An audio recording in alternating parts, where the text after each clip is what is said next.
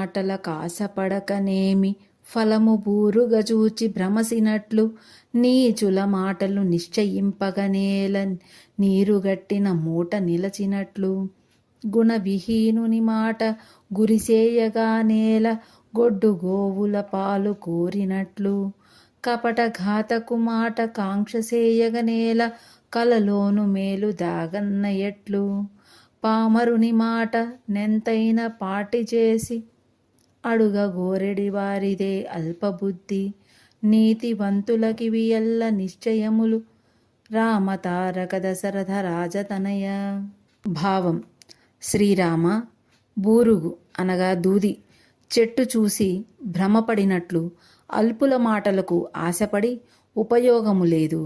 నీచుల మాటలు విశ్వసిస్తే నీరు మూటగట్టినట్లు గుణవిహీనుని మాట నమ్మితే పాడిలేని ఆవులను పాలు అడిగినట్లు చెడు మాటలు చెప్పే ఘాతకుడు కలలో మేలు కలిగించినట్లు మూర్ఖుడు చెప్పిన మాటకు విలువనిచ్చి ప్రమాణముగా భావించి అడిగేవారిది అల్పబుద్ధి అనిపించుకుంటుంది. నీతివంతులు అల్పబుద్ధిని విడనాడి భగవంతుని పూజించాలని భావము.